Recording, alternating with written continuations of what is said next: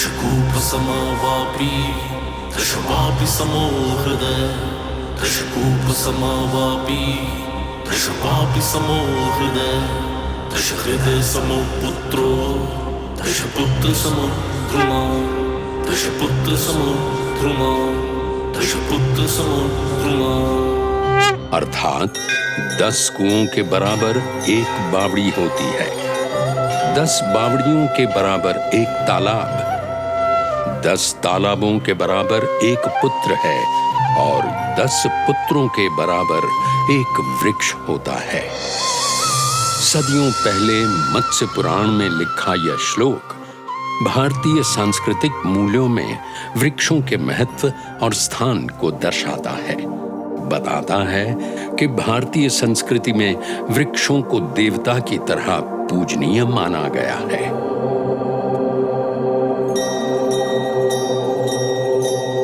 राजा भगीरथ इक्ष्वाकु वंश के महान राजा थे।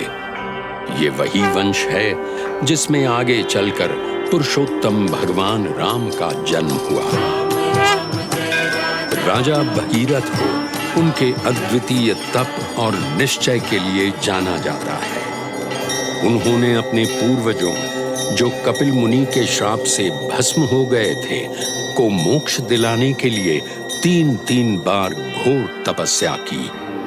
उनकी तपस्या के कारण ही मां गंगा स्वर्ग से अवतरित होकर पृथ्वी पर आई। आज उन महान तपस्वियों की भूमि विश्व प्रसिद्ध पतित पावनी मां गंगा का आंचल मतलब वाटरशेड कैचमेंट एरिया खतरे में है।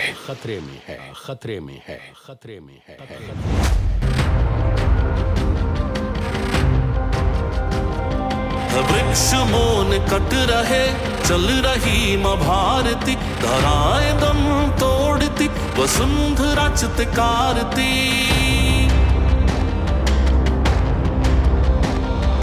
वृक्ष मोन कट रहे चल रही मां भारती धराए दम तोड़ती वसुंधरा चित्कारती। है मौन क्यों और कब तक हो भागीरथ हो पुनः उठो जटा सिरा को जोड़ गई नीड़ फिर से बुनो भागीरथ हो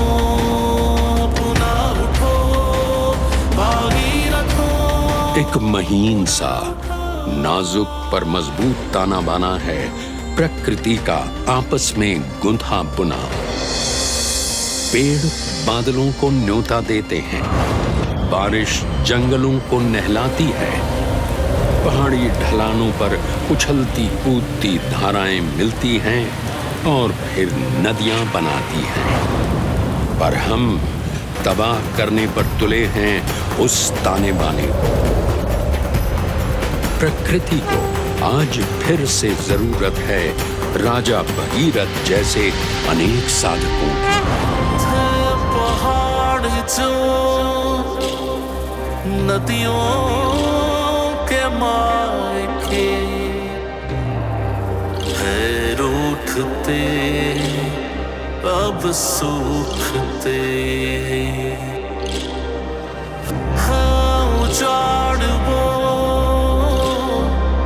भारे पंदेरे थी कल जिन्हें हम पूजते थे। पहाड़ जो नदियों के मायके है रूठते अब सूखते है उजाड़ वो धारे पंदेरे थे कल जिन्हें हम पूजते।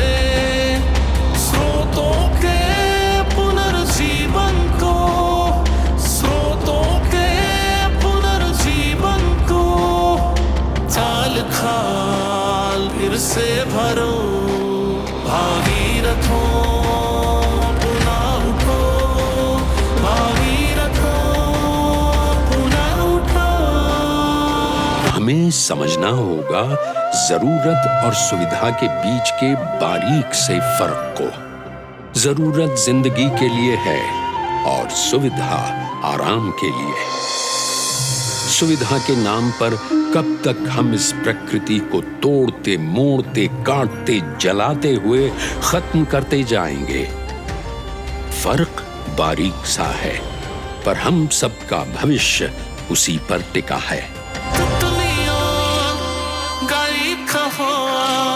अब जुगनू चमकते नहीं, पेड़ भी कट गए जिनमें घोंसले खाली।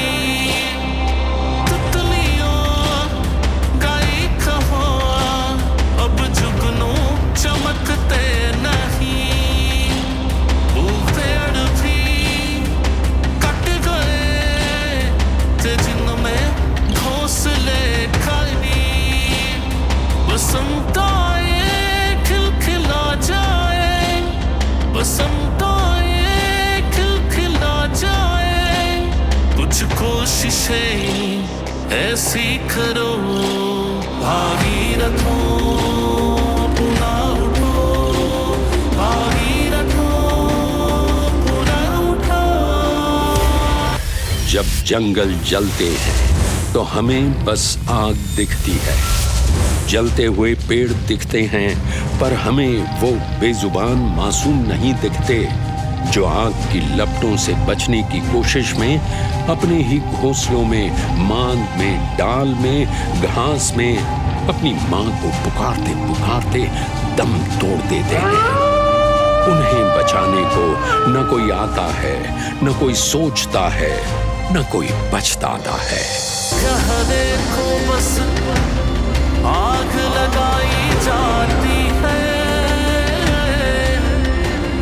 और जिंदगियों कई जिंदा जलाई जाती है। जो अपने पहाड़ों में हर बार मार से भस्मासुर सी तबाही मचाई जाती है। झुलसती आग से हम लाखों पौधों को बचा सकते हैं जो आसमान छूने के सपने देख रहे हैं, कोमल पत्तियों को संभाले मानसूनी कोहरे का इंतजार कर रहे हैं, जो डरे डरे से पूछ रहे हैं बड़े वृक्षों से कि आप कैसे बच पाए। लाखों खामोश सी जिंदगियों को हम बचा सकते हैं अपनी सोच, संकल्प और छोटी सी एक कोशिश से।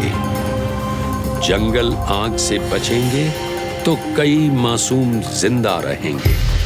उनकी खुशी, उनकी जिंदगी के लिए भागीरथों पुनः उठो, भागीरथों अब तो उठो। फिर भी मौन क्यों, और कब तक हो मौन क्यों, और कब तक हो।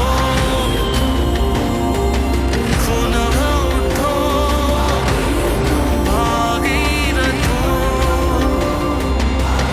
बन के क्षेत्रपाल हो तुम। पुनः उठो, भागीरथों, अब तो उठो।